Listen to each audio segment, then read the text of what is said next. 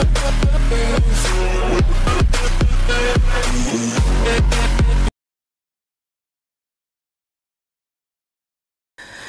Guys, எல்லாருக்கும் வணக்கம். இந்த இதில் நம்ம பார்க்க போகிறது என்னென்னா, தமிழ்நாடு மின்சார வாரியத்தில் வந்து அசிஸ்டன்ட் இன்ஜினியர்னு சொல்லக்கூடிய ஏஇக்கான வந்து அனௌன்ஸ்மெண்ட் வந்து டிஎன்பிஎஸ்சி மூலிமா கொடுத்துட்டாங்க. ஸோ இப்போ இந்த டிஎன்பிஎஸ்சி மூலிமா எப்படி எக்ஸாம் கிராக் பண்ணுறது, ஏஇயோடைய வேலை என்ன, எப்படி வந்து எக்ஸாம் அப்ளை பண்ணுறது அப்படிங்கிறத அந்த வீடியோ ஃபுல்லாக டிஸ்கஸ் பண்ண போகிறோம். ஸோ நம்ம சேனலில் தான் ஃபஸ்ட் டைம் பார்க்குறேன், மறக்காமல் சப்ஸ்கிரைப் பண்ணி வச்சுக்கோங்க. ஸோ என்னென்னா, தமிழ்நாடு மின்சார வாரியத்தில் 195 AE electrical, 30 AE civil, 25 AE mechanical இந்த போஸ்ட்டுக்கு வந்து அனௌன்ஸ்மெண்ட் கொடுத்துருக்காங்க. டிஎன்பிஎஸ்சி மூலிமா எடுக்கணும்னு சொல்லி ஒரு 2 வருஷத்துக்கு முன்னாடி டிசைட் பண்ணிட்டாங்க. இனிமேட்டுக்கு டிஎன்பிஎஸ்சி மூலிமா தான் எடுக்க போகிறாங்க. இதுக்கு முன்னாடி வந்து அண்ணா யூனிவர்சிட்டி மூலிமா எடுத்துகிட்டு இருந்தாங்க. ஸோ இப்போ இந்த எக்ஸாம் வந்து டிஎன்பிஎஸ்சி மூலிமா கண்டக்ட் பண்ணிவிட்டு ஆல்மோஸ்ட் ஒரு 1 இயர்க்குள்ளே உங்களுக்கு போஸ்டிங்கே வந்து வந்துடும். ஸோ பேசிக் வந்து 99,800 ஆரம்பிக்குது. ஸோ அதில் மேக்ஸிமம் ஏஜ் கேட்டகரி ப்ளஸ் வந்து உங்களுக்கு ரிசர்வேஷன் ஃபாலோ பண்ணுறதுலேருந்து எல்லாமே உங்களுக்கு டிஸ்கிரிப்ஷனில் கீழே டீட்டெயில்டாக கொடுத்துருக்குறேன். அந்த அனௌன்ஸ்மெண்ட் பண்ணினதை ஜியோ வந்து பிடிஎஃபாகவே கொடுத்துருக்கேன். அதை நீங்கள் டவுன்லோட் பண்ணி பார்த்துக்கோங்க. ஸோ எக்ஸாம்ஸ் ப்ரிப்பேர் பண்ணுறதுக்கு வந்து உங்களுக்கு நார்மல் சிலபஸ் தான். அந்த சிலபஸ் வந்து அந்த சிலபஸுமே கீழே வந்து நான் உங்களுக்கு கொடுத்துட்றேன். அதை நீங்கள் டவுன்லோட் பண்ணி ஃபாலோ பண்ணி படிச்சுக்கோங்க. மேக்ஸிமம் அதுக்கு புக்ஸ் இருக்கும்.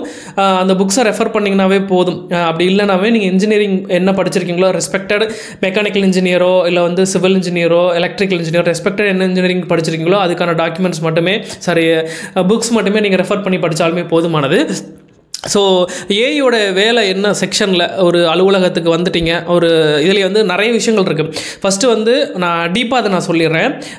எப்படி எக்ஸாமுக்கு கிராக் பண்ணுறது, போகிறது வரதுன்னு சொல்கிறதுக்கு நிறைய பேர் இருக்காங்க. அந்த வீடியோஸு நீங்கள் நானே சஜஸ்ட் பண்ணுறேன், பாருங்கள். நிறைய யூடியூப் சேனலில் போடுவாங்க. நான் உள்ளே உள்ளே வந்ததுக்கப்புறமேட்டுக்கு இங்கே என்ன நடக்குது அப்படிங்கிற சொல்லிடுறேன். ஸோ சப்ஸ்டேஷன்லேயும் ஏஇ இருப்பாங்க. ஓஎன்எம் ஆப்ரேஷன் அண்ட் மெயின்டெனன்ஸ்னு சொல்லக்கூடிய இடத்துலையும் வந்து ஏஇயோடைய போஸ்டிங்ஸ் வந்து இருக்கும்.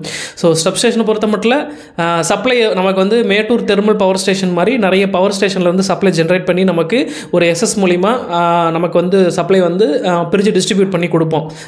33, 1 ton, 230, 400 அப்படின்னு சொல்லிட்டு இது வந்து வர சப்ளையை வந்து நம்ம ஸ்டெப் அப் பண்ணி அப்படியே நமக்கு எஸ்எஸ்க்கு வரும். ஸ்டெப் டவுன் பண்ணி நம்ம வீட்டுக்கு வரும். அது நார்மலாக தெரிஞ்சது எல்லாருக்குமே.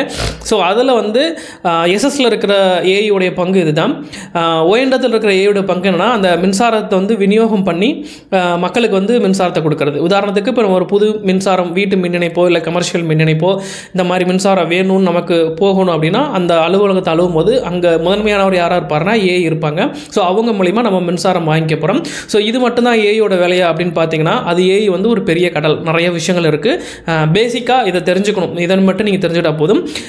அண்ட் தென் உள்ள எக்ஸாம் நீங்கள் கிராக் பண்ணி வந்துருங்க. எக்ஸாம் கிராக் பண்ணி வந்துட்டிங்கனாவே மேக்ஸிமம் உங்களுக்கு மின்சார வாரியத்தை பொறுத்த மட்டும் உங்களுக்கு நல்ல நிறைய பெனிஃபிட்ஸ் இருக்கும். நிறைய உங்களுக்கு உள்ள நீங்கள் வந்து மேலே நீங்கள் வந்து நிறைய மூவ் ஆகி போகிறதுக்கு இப்போ ஒரு 22-23 வயசில் ஏஐ உள்ளே வரீங்கன்னா நீங்கள் ரிட்டையர்மெண்ட் ஆகல SC/C அந்த ரேஞ்சுக்கு நீங்கள் போயிடலாம். ஸோ இது வந்து உங்களுக்கு ஒரு பெரிய SC/Cங்கிறதுலாம் வந்து ஒரு பெரிய போஸ்டிங். ஸோ அது வந்து ஒரு கலெக்டர் ரேஞ்சுக்கு இருக்கக்கூடிய பவர்ஃபுல்லான போஸ்டிங்.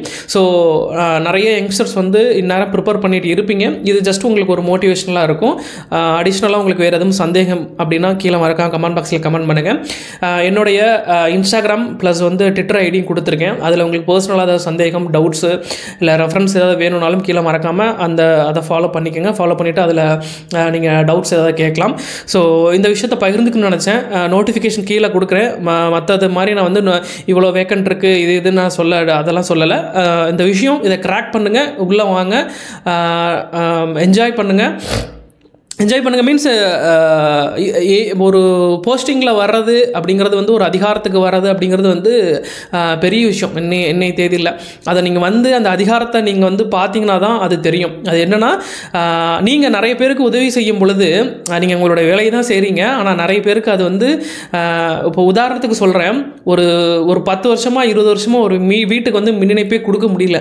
அந்த வீட்டுக்கு மின் இணைப்பு கொடுக்குற நீங்கள் தான் கடவுளாக தெரிவிங்க. இபி டிபார்ட்மெண்ட்டை பொறுத்த சொல்கிறேன்.